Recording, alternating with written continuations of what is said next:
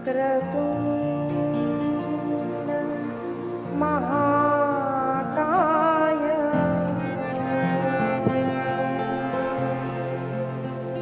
सूर्यकोटि समप्रभा निर्विघ्नं कुरु मे देव सर्वकार्येषु सर्वदा। मातृदेवो भव पितृदेवो भव आचार्यदेवो भव अतिथिदेवो भव परस्परदेवो भव। राम राज्य में वहां पर वशिष्ठ जी महाराज बैठे, उनको प्रणाम करके आकर के दशरथ जी महाराज अपने आसन पर बैठते हैं। राम जी और लक्ष्मण भरत शत्रुघ्न उनको प्रणाम करके बैठते हैं। जब विश्वामित्र आए राम को लेने के लिए, तब दशरथ जी ने कहा मैं नहीं दूंगा, लेकिन एक बात जब वशिष्ठ जी ने कही कि आपको भेजना है, गुरु की आज्ञा, और अपने पुत्रों को राजा ने भेज दिया है। इसीलिए तब भी और आज भी हमें शासित करने वाला धर्म है, यह हमें याद रखना चाहिए। और उस धर्म को आज समाज में टिकाने वाला जो समाज है ना, उसी को हम ब्राह्मण समाज कहते हैं। ब्राह्मण केवल जाति नहीं है, धर्म कहता है जो वेद मंत्रों को कंठस्थ करता है, नित्य प्रति संध्या वंदन करता है, समाज में धर्म क्या करना है क्या नहीं करना है, विधि का लोगों को जो उपदेश देता है, मार्गदर्शन करता है, ऐसा ब्राह्मण सदैव पूजनीय है, याद रखना है। इसलिए ब्राह्मण को नौकर न समझे, ब्राह्मण पूजनीय है। पूजा का महत्व, विधि का महत्व आज भी टिका है, उसका कारण संत और ब्राह्मण समाज है। एक बात आती है कि जब शाहजहां मुगलों का जब भारत देश में राज्य हुआ था, तब कहते हैं कि शहंशाह बड़ा परेशान था कि अरे हम कितना भी प्रयास करते हैं लोगों को डराने का, लेकिन फिर भी धर्म कार्य होते रहते हैं, लोग मंदिर जाते हैं, क्या बात है, हम अपना मुगल साम्राज्य नहीं कर पा रहे, क्या बात है। तब उनके मंत्रियों ने कहा महाराज, ये जो साधु संत है, ये जो ब्राह्मण समाज है, वो एक गांव से दूसरे गांव घूमता है, यज्ञ अनुष्ठान करवाते हैं, पूजा करवाते हैं, भक्ति का महत्व बताते हैं, प्रवचन करते हैं, राम और कृष्ण की कथाएं करते हैं। महाराज, जब तक ये बाबा लोग घूमते रहेंगे, ये हमारा ध्येय जो है वो कभी पूर्ण नहीं होने वाला। तब ऐसा वर्णन आता है कि शहंशाह ने सारे साधुओं को घूमने पर प्रतिबंध लगा दिया। तब सुंदर मलुक पीठ का वर्णन आया है कि मलुकदास जी महाराज ने कैसे अनेक संतों को लेकर के गांव गांव घूमे हैं। हमारे यहाँ पर भी श्रीकाकुलम में आज भी उनका स्थान है। आज जो हम सुखी है, आज थोड़ा बहुत अंश में जो सनातन धर्म बचा है ना, हाँ थोड़ा बहुत अंश में, उसका कारण ये संत ही है। जरा देखिए कैसा हमारा सनातन धर्म का हिंदू समाज घटता जा रहा है और दूसरे पंथों की संख्या बढ़ती जा रही है, उनकी संख्या बढ़ रही है और हमारे यहाँ नहीं एक बेटा बस काफी है।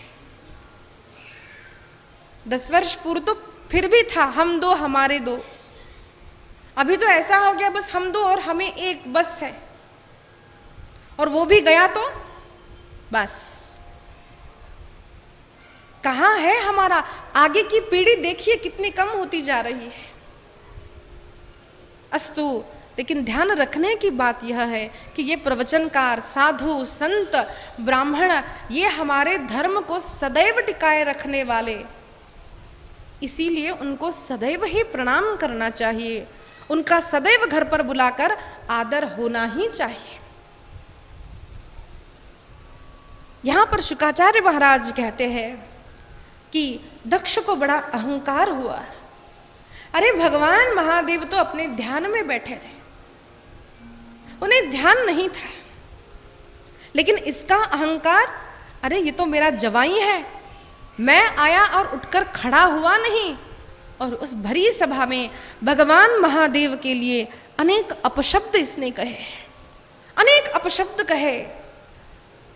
लेकिन श्रीमद् भागवत की टीका श्रीधराचार्य जी ने जो की है, उसमें उन शब्दों के उन्होंने स्तुति परक अर्थ कहे।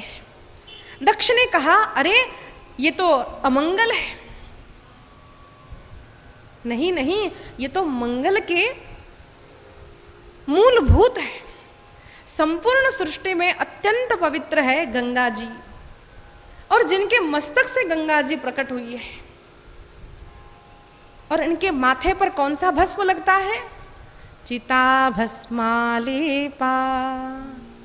चिता भस्म को स्पर्श करते ही हम स्नान करते हैं, लेकिन ऐसी चिता भस्म जब इन पर चढ़ी जाती है, वो जब हम प्रसाद के रूप में ग्रहण करते हैं, तब वो प्रसादी हो जाती है, अत्यंत मंगलमय चीज वो हो जाती है। संपूर्ण मंगल और अमंगल के आधार भगवान शिव है। भगवान महादेव अत्यंत पवित्र है, जिनके मुख में राम नाम है, जिनकी जटा में गंगा है। सुंदर स्तुति परक अर्थ श्रीधराचार्य जी ने कहा है। और भगवान महादेव समाधि से उठे, उन्हें ध्यान आया कि अनेक अपशब्द बोले जा रहे हैं। कुछ बोले नहीं, सभा से उठकर चले गए। सामने वाले व्यक्ति ने एक शब्द कहा, मैं भी 2 शब्द बोलूंगी, तो ये कोई बड़ी बात नहीं है। हाँ ठीक है, कभी कभार बस रास्ते पर हाथी चलता जाता है तो कुत्ते भौंकते हैं। हम अपना अच्छा कार्य करते हैं तो सारे लोग प्रशंसा नहीं करेंगे, याद रखना। आसपास के कुत्तों जैसे भौंकने वाले अनेक लोग मिलेंगे। शांति से मस्त होकर के जिस प्रकार से हाथी चलता है ना, वैसे ही अपने मार्ग पर हमें आगे बढ़ना चाहिए। शांत चित्त होकर के भगवान महादेव वहां से निकल गए। लेकिन दक्ष के मन में क्रोध इतने वर्षों तक रहा, इतने वर्षों तक रहा कि अनेक वर्ष व्यतीत हो गए। भगवान महादेव समाधि में थे। लेकिन इसने एक बार ऐसा यज्ञ का आयोजन किया, जहां पर सारे देवी देवताओं को बुलाया, यक्षों को, किन्नरों को बुलाया, लेकिन महादेव को निमंत्रण नहीं गया। भगवान महादेव जब समाधि से उठे तो सती माता उनके सामने आई। सती माता ने देखा था कि आकाश में आज अनेक विमान जा रहे हैं और अनेक देवियां सुंदर सुंदर वस्त्र आभूषण धारण करके कहीं जा रही है। उनकी जब दृष्टि पड़ी तो धीरे धीरे वो विमान उनके पास आए। अब स्त्रियों में ये भाव होता है, पता होता है कि इनकी कीमत इनके घर में नहीं है, अथवा घर में कुछ हो गया है, तो जानबूझकर उसको टोकेगी। अच्छा लगता है टोकना, अनेक ऐसे होती है स्त्रियां। अब उनको पता था कि हम सबको निमंत्रण दिया है, लेकिन सती माता को निमंत्रण नहीं दिया गया है।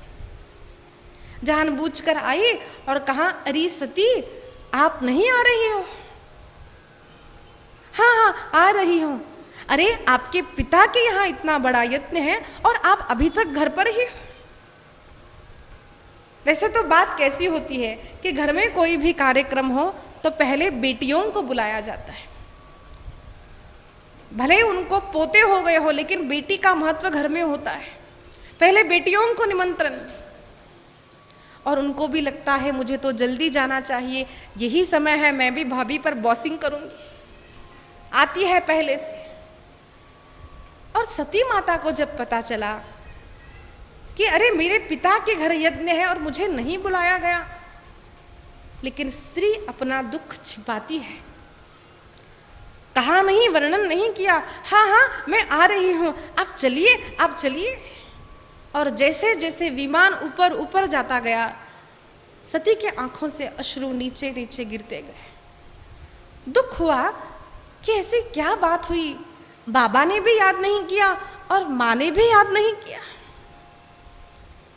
एक कन्या को कितना ही अच्छा पति हो, अच्छा ससुराल हो, लेकिन माँ और मायके का एक अलग ही स्थान घर पर होता है।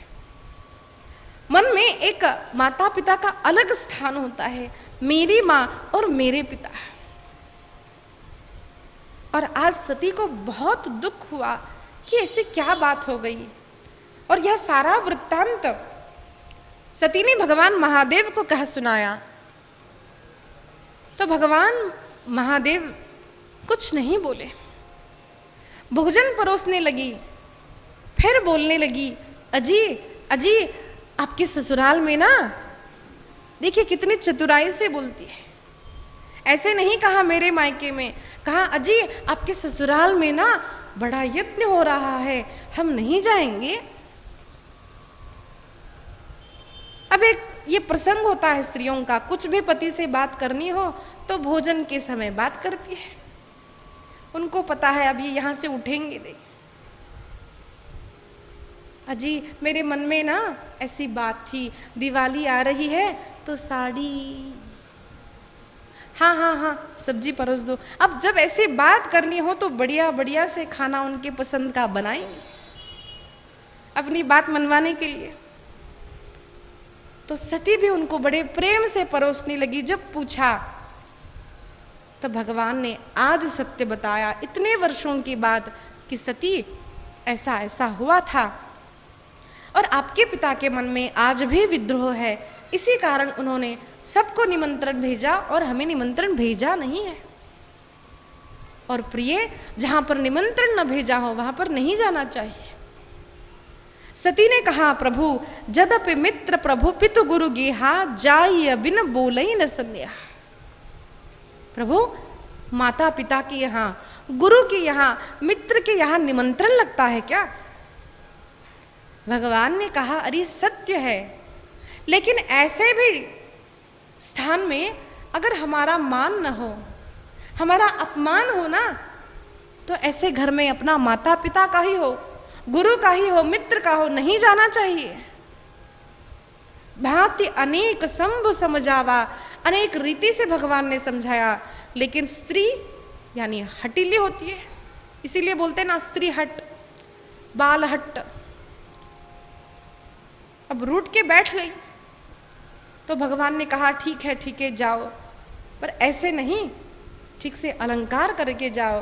कहीं भी हम जाते हैं तो कुछ उपहार लेकर के जाना चाहिए, सभी के लिए उपहार लेकर जाओ। और आज माता ने सुंदर श्रृंगार किया, अनेक वस्तुएं सभी के लिए ली है और मन में आनंद है, आनंद उमड़ रहा है। कौन कौन आएगा वहाँ? मेरी मौसी आएगी, मेरा मामा आएगा, मेरी बहनें आएगी, कौन कौन आएगा, मैं किससे क्या बात करूँगी, ये सोचते हुए माँ कैसी होगी, ये सोचते हुए अत्यंत आनंद से आज सती अनेक गणों के साथ वहाँ से निकली है। जैसे ही सती पहुँचती है अपने घर तो देखा बहुत बड़ा यज्ञ का मंडप है और वहाँ पर जाने के बाद एकाएक दुखी हुई है कि अनेक लोग यहाँ पर निमंत्रित हैं जो मुझे जानते हैं, लेकिन लोग अनदेखा कर रहे हैं। देख कर भी स्मितहास से नहीं, जैसे कि देखा ही नहीं। उसने सोचा कोई बात नहीं, उसने सोचा कि मायके में भले कोई भी अपमान करे, लेकिन मेरी माँ ऐसी होती है कि जो सदैव जिसके हृदय में अपने संतति के लिए प्रेम उमड़ आता है, माँ मेरा स्वीकार करेगी, माँ मुझसे बात करेगी, यह सोच सोच करके आज सती अंदर जाती है माँ के पास। माँ को भी अत्यंत आनंद हुआ, माँ ने आलिंगन दिया, आंख में आनंदाश्रु आए। फिर माँ ने कहा, सती देखो ये वस्त्र लो, ये अलंकार लो और बेटा यहाँ से चली जाओ।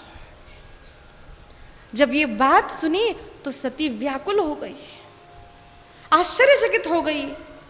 माँ, हाँ बेटा, अगर आपके पिताजी ने देख लिया तो पता नहीं क्या हो जाएगा, बेटा बस यहां से निकल जाओ। और सखी सती के आंखों में अश्रु आ गए। माँ यह वस्त्र, ये अलंकार लेने के लिए मैं यहाँ आई हूँ क्या? माँ मैं भगवान शिव की पत्नी हूँ, कुबेर जिनकी सेवा करता है, अनेक देवी देवता इंद्र चंद्र जिनकी सेवा करते हैं, मैं उस महादेव की पत्नी हूँ। माँ मैं ये सब लेने के लिए नहीं आई, मैं तो अपने माँ को, अपने पिता को देखने के लिए आई थी। और अत्यंत क्रोध से बाहर आई और संपूर्ण यज्ञ मंडप को देखा तो सभी देवताओं के लिए स्थान है, लेकिन भगवान महादेव के लिए कोई स्थान नहीं था। तब सती ने अपने पिता से कहा, बाबा आप क्या समझते हैं, आप महादेव का अपमान करेंगे? जिस यज्ञ में महादेव का स्थान नहीं, बाबा वो यज्ञ कभी संपन्न नहीं होगा। बाबा झगड़ा तब हुआ और उन्होंने इतने वर्षों तक एक भी बात नहीं कही। नहीं तो साधारण पुरुष घर आते ही पत्नी से झगड़ा करेगा, मैं तुम्हारे मायके में गया, तुम्हारे पिताजी, तुम्हारी माँ, तुम्हारा, ये बहुतांश लड़कियों को सुनना ही पड़ता है। कितना भी अच्छा मायका हो ना, बस ये ससुराल, अनेक लोगों को ऐसी आदत होती है, तुम्हारी माँ, तुम्हारा बाप, तुम्हारी बहनें, तुम्हारा भाई, और कोई भी स्त्री ये बात नहीं सुन सकती। अत्यंत दुखी हुई सती माता और अत्यंत क्रोध आया, बाबा अब मैं जब घर जाऊंगी, अगर एक बार भगवान शिव ने अरे प्रिय, अरे दक्ष कन्या मुझे कहा, दाक्षायणी कहा, नहीं बाबा मैं ये बात नहीं सुन पाऊंगी।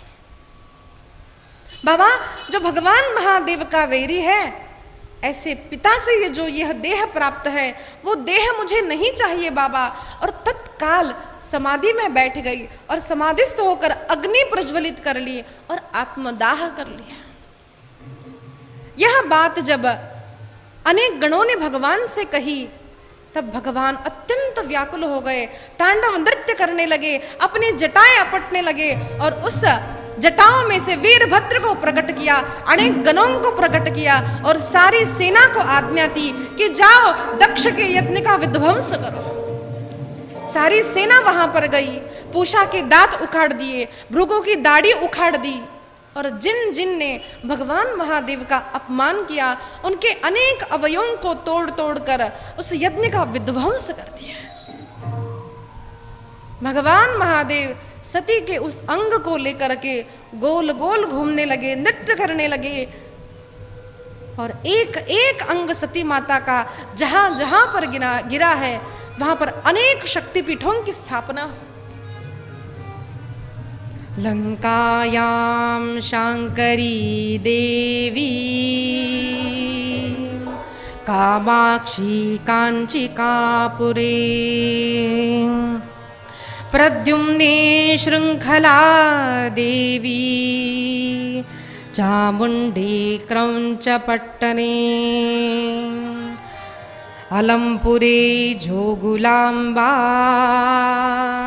श्रीशैले भ्रमरांबिका, कोल्हापुरे महालक्ष्मी, मयूरे एकवीरिका,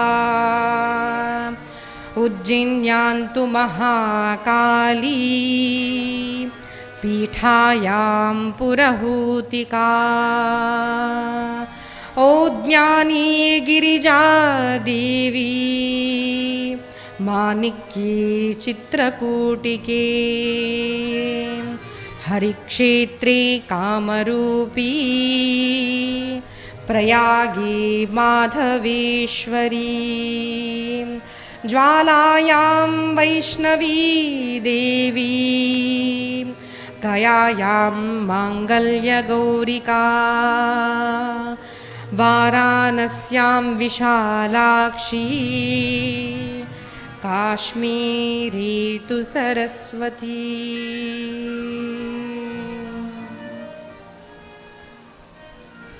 एक एक अंग जहां जहां गिरा, शक्तिपीठ प्रकट हो गए, संपूर्ण यज्ञ का विध्वंस हो गया।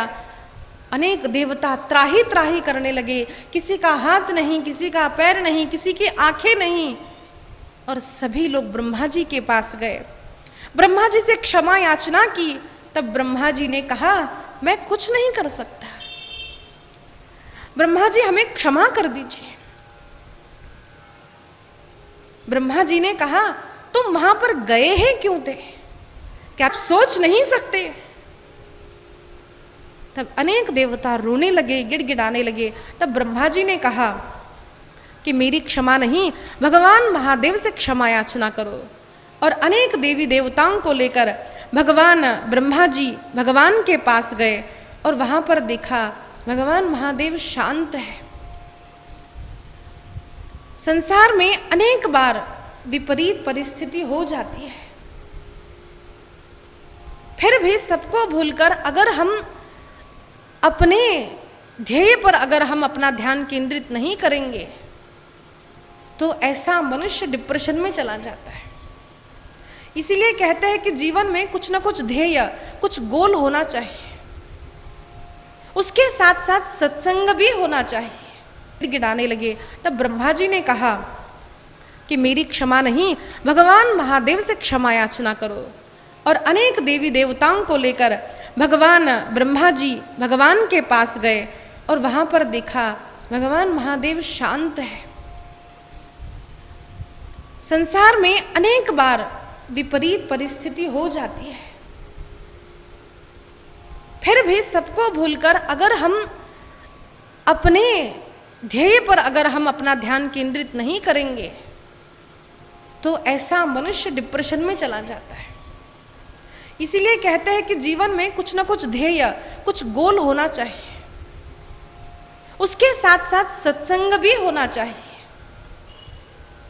ऐसा नहीं है तो थोड़ी विपरीत परिस्थिति आ गई और मनुष्य डिप्रेशन में, स्ट्रेस में चला जाता है। Except life as it is. बात यही होती है कि हम लोगों से अपेक्षा करते हैं। हाँ, सत्य बात है, लोगों को अच्छा वर्तन करना चाहिए, लेकिन ये समाज है, ये कलयुग में ऐसा ही है कि अपना ही परिवार कभी कभार हमसे विरोध करने लगता है, कभी अपना ही मित्र हमसे विरोध करने लगता है, अपने ही लोग कभी कभार अपने जीवन में विपरीत परिस्थिति खड़ी कर देते हैं। तब भी वही मनुष्य उस कठिन परिस्थिति से बाहर निकल सकता है जिसका ध्येय बड़ा हो। ऐसे कहा जाता है ना कि किसी व्यक्ति को छोटा करना हो तो खुद बड़े हो जाओ। एक लाइन को अगर छोटा करना हो तो उससे बड़ी लाइन खींच दो, अपने आप छोटी हो जाएगी। इसी प्रकार संसार के दुख को अगर हमें कम करना है तो अनंत सुख का चिंतन करो। नहीं तो ऐसा कोई भी सक्सेसफुल व्यक्ति नहीं है, ऐसा कोई भी व्यक्ति नहीं है जिसके जीवन में विपरीत परिस्थिति न आई हो। आती है विपरीत परिस्थिति, लेकिन जिसके जीवन में सत्संग है, संतों का संग है, बड़ा ध्येय है, तो वो उसके लिए उठ खड़ा हो जाता है। गिरा हुआ व्यक्ति भी उठ खड़ा हो जाता है। ये तो साक्षात महादेव है। इतना होने पर भी अनेक साधु संतों के साथ बैठकर अखंड सत्संग कर रहे हैं। तब वहां पर अनेक देवता गए, ब्रह्मा जी आए, उनसे जब क्षमा याचना की तब भगवान ने कहा, नाघम प्रजेश बालाराम, अरे मैं अपने बच्चों पर क्रोध नहीं करता। जैसे माता पिता कुछ अच्छा सिखाने के लिए कदाचित कुछ क्षणों के लिए क्रोध कर दे, लेकिन बच्चों का अकल्याण हो, ऐसे अच्छे माता पिता क्रोध नहीं करते। दीर्घ काल तक उनका कोप नहीं होता। मारना पड़ता है बच्चों को, थोड़ा सा क्रोध दिखाना पड़ता है उनकी अच्छाई के लिए। बस उसी प्रकार से मैंने थोड़ा क्रोध कर दिया, और जैसे ही भगवान की दृष्टि उन देवताओं पर पड़ी, सभी को अपने अपने अवयव पुनः प्राप्त हो गए।